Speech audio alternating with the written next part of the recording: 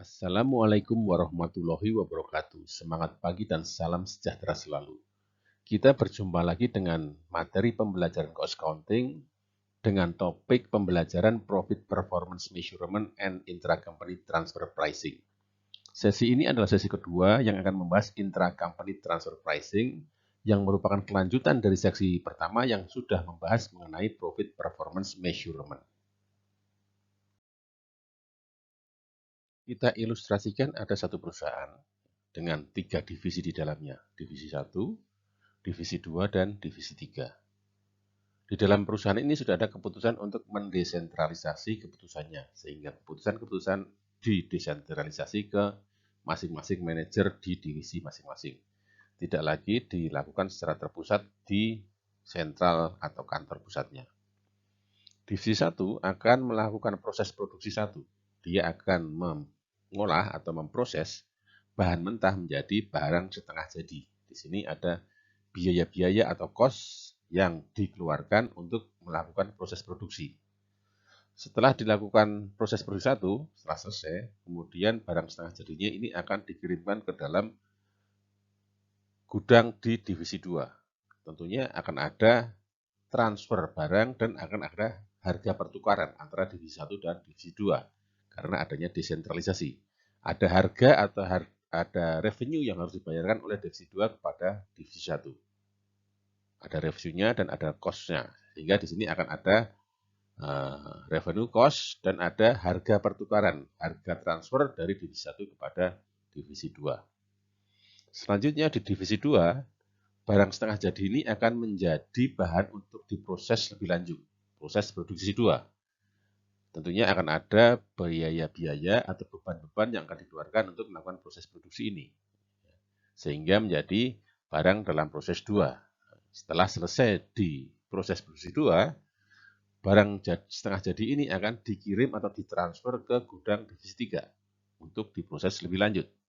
Tentunya akan ada harga pertukaran antara divisi 2 dan divisi 3, sehingga di divisi 2 akan ada revenue untuk barang yang telah ditransfer ke divisi 3, dan ada biaya yang sudah dikeluarkan untuk memproses produksi 2. Selanjutnya di divisi 3, barang setengah jadi 2 ini akan diproses lebih lanjut menjadi proses produksi 3. Ya. Katakanlah ini adalah proses terakhir, finalisasi. Tentunya akan ada biaya-biaya yang harus dikeluarkan untuk memproduksi atau mengolah barang setengah jadi 2 menjadi barang jadi. Sehingga ada beban-beban biaya yang dikeluarkan untuk memproses sehingga menjadi barang jadi. Untuk kemudian barang jadi ini akan dijual ke pasaran dengan harga tertentu sehingga ada revenue yang akan diterima oleh divisi 3. Ini jadi ada harga transfer dari divisi 1 ke divisi 2 dan dari divisi 2 ke divisi 3. Ketentuan perpajakan atau hukum pajak secara signifikan akan sangat mempengaruhi harga transfer. Contoh, ada satu grup perusahaan memiliki 2 perusahaan di negara A dan di negara 62. Ini akan memproses suatu produk di mana produk-produk dari negara A akan dikirimkan ke negara 62 untuk diproses lebih lanjut. Jika di negara A ini ada ketentuan bahwa tax rate-nya atau tarif pajaknya lebih rendah daripada di negara 62, maka transfer price-nya cenderung akan tinggi karena di sini pajak atas pendapatannya atau penghasilannya akan lebih rendah daripada di sini sehingga TP-nya akan tinggi. Demikian juga jika ada ketentuan yang memajaki atau ada ketentuan tarif pajak untuk inventory yang disimpan di perusahaan. Jika akan dikirimkan ke negara 62 di proses produksi di selanjutnya, transfer price-nya akan cenderung lebih tinggi. Konflik atau permasalahan akan timbul apabila dalam kondisi seperti ini. Misalkan ada perusahaan dengan 2 divisi, divisi 1 dan divisi 2, di mana hasil dari proses produksi divisi 1 merupakan barang setengah jadi yang akan diproses lebih lanjut oleh divisi 2. Di dalam divisi 1, proses produksinya memerlukan biaya-biaya sebagai berikut. Variable cost 9, fixed cost-nya 3, dan manajer divisi menghendakinya profit 2 untuk barang-barang hasil produksi divisi 1, sehingga dia mengendaki harga 14. Untuk katakanlah misalkan divisi 1 akan mentransfer divisi 2, maka divisi 1 mengendaki adanya harga 14. Di sisi lain, divisi 1 selain dia memiliki alternatif bahan setengah dari divisi 1, dia juga memiliki peluang untuk membeli barang setengah jadi yang sejenis dari pasaran. Di pasaran dihargai dengan harga 13. Sekarang yang timbul pertanyaan adalah di divisi 1, bagaimana dia, apakah dia harus membeli dari divisi 1, dari satu naungan perusahaannya, atau dia membeli dari market 13, dari harga 13. Yang kalau kita lihat nominalnya, harga di pasaran lebih rendah daripada harga di divisi 1. Pada prinsipnya, sistem penetapan transfer pricing harus memenuhi kriteria sebagai berikut. Memungkinkan manajemen pusat menilai seakurat mungkin kinerja divisi pusat laba atau profit center, terpisah dari total laba perusahaan. Kemudian yang kedua, dapat memotivasi manajer divisi untuk mengejar sasaran laba divisi dengan cara yang searah atau selaras dengan keberhasilan perusahaan secara keseluruhan. Kemudian yang ketiga, mendorong efisiensi manajer divisi tanpa kehilangan otonominya sebagai divisi pusat laba. Beberapa metode yang dapat digunakan untuk menentukan harga transfer atau transfer pricing adalah 1. Cost-based transfer pricing. Yang kedua, market-based transfer pricing. Yang ketiga, cost-plus transfer pricing. Yang keempat, negotiated transfer pricing. Dan yang kelima, arbitrary transfer pricing. Metode yang pertama adalah cost-based transfer pricing. Di dalam desentralisasi, manajer eksekutif pada dasarnya membuat semua keputusan operasional atas divisinya. Tanggung jawab melakukan pengendalian biaya sebagai dasar untuk mengukur kinerja seorang manajer. Jadi kemampuannya dalam mengendalikan biaya di divisinya adalah kinerja dari seorang manajer. Angka biaya dapat berupa biaya aktual atau biaya standar, tergantung sistem costing yang dianut oleh perusahaan. Sistem biaya memungkinkan perhitungan biaya per unit produk, bahkan pada berbagai tahapan produksi.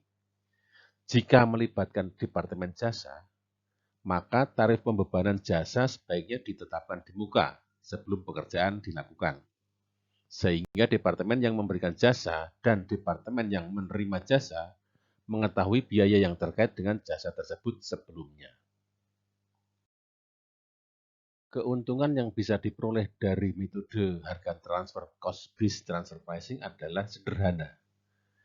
Biaya yang ditransfer bisa langsung digunakan untuk mengukur efisiensi dari divisi. Perhitungan biaya produk akhir yang sederhana dan memadai untuk analisis laba berdasarkan lini produksi. Namun metode cost-based transfer pricing ini memiliki beberapa kelemahan. Yang pertama, metode ini tidak sesuai dengan perusahaan terdesentralisasi yang perlu mengukur profitabilitas dari unit-unit otonomnya. Yang kedua, segmen-segmen produksinya mungkin tidak cukup teliti dalam mengendalikan biaya yang ditransfer.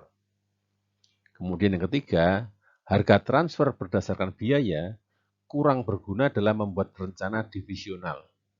Kurang berguna dalam memotivasi dan mengevaluasi, juga kurang objektif sebagai standar kinerja yang baik.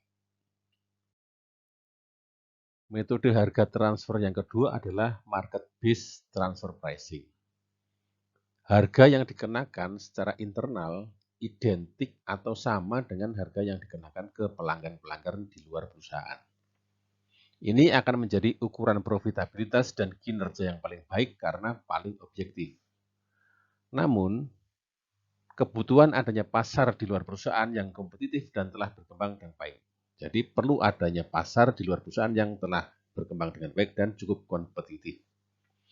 Untuk produk setengah jadi atau produk unik, harga pasar tidak selalu dapat ditentukan dan akan menambah komponen laba di setiap transfer produk, jadi perlu adanya eliminasi laba di antar divisi. Metode harga transfer yang ketiga adalah cost plus transfer pricing. Di sini harga transfer adalah biaya untuk memproduksi plus atau ditambah markup laba normal. Metode ini seringkali digunakan ketika harga pasar tidak tersedia, tidak ada pasarnya, sebagai pengganti harga pasar. Kemudian keuntungannya adalah kemudahan dalam menghitung.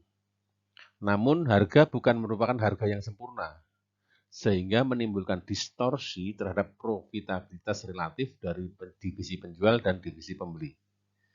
Dan metode ini tidak memberikan dorongan bagi divisi penjual untuk menjadi lebih efisien. Dan bahkan ada dorongan untuk menggelembungkan biaya. Metode yang keempat adalah negotiated transfer pricing. Di sini, di dalam metode ini, harga transfer ditetapkan melalui negosiasi antara divisi penjual dengan divisi pembeli. Proses negosiasi akan memakan waktu dan memerlukan pemeriksaan ulang dan revisi harganya yang cukup sering. Dan harga transfer akan membelokkan usaha manajer dari usaha produktif yang sebenarnya kepentingan perusahaan menjadi aktivitas yang hanya memberikan manfaat bagi divisi mereka saja. Laba divisi merupakan kemampuan manajer bernegosiasi, jadi bukan menunjukkan efisiensi di dalam produksinya. Harga transfer juga mencakup markup laba, sehingga biaya aktual dari produk final menjadi sulit untuk ditentukan. Dan laba antar divisi harus dieliminasi dari nilai persediaan.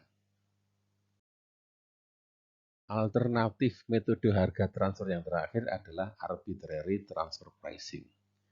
Di dalam metode ini, harga transfer akan ditetapkan oleh manajemen pusat. Biasanya akan dipilih untuk meminimalkan pajak atau untuk tujuan-tujuan tertentu di tingkat perusahaan. Metode ini akan mengalahkan tujuan desentralisasi atas tanggung jawab akan laba divisi, menghambat otonomi, dan dorongan peningkatan laba bagi manajer divisi. Kemudian harga transfer juga mencakup markup laba sehingga biaya aktual produk final menjadi sulit untuk ditentukan dan laba antar divisi harus dieliminasi dari nilai persediaan. Tujuan penetapan atau penentuan harga transfer bagi divisi pembeli mungkin akan berbeda dengan tujuan penentuan harga transfer di divisi penjual. Divisi pembeli mendasarkan harga transfer untuk membuat keputusan make or buy. Dia akan membeli atau membuat. Atau dalam menentukan harga jual produk akhirnya berdasarkan estimasi biaya total diferensialnya. Divisi penjual menentukan harga transfer untuk mengukur kinerja divisinya dan akan menolak harga yang tidak memberikan laba bagi divisinya. Dalam kasus ini, perusahaan mungkin akan menggunakan dual transfer pricing, harga transfer ganda. Divisi produksi menggunakan transfer pricing berdasarkan pasar, cost plus, negotiated, atau arbitrary dalam menghitung laba divisinya. Biaya variabel untuk memproduksi dan bagian wajar biaya tetapnya ditransfer ke divisi pembeli. Total laba divisi lebih besar daripada laba perusahaan secara keseluruhan. Laba yang dikenakan ke divisi penjual akan dieliminasi saat membuat laporan keuangan perusahaan. Penggunaan dual transfer pricing ini memiliki kelemahan. Akan sangat rumit di dalam mencatat atau rumit pencatatannya, sulit menghitung kinerja relatif divisi penjualan dan pembeli. Laba divisi ditentukan dengan dasar yang berbeda antara divisi penjual dan divisi pembeli.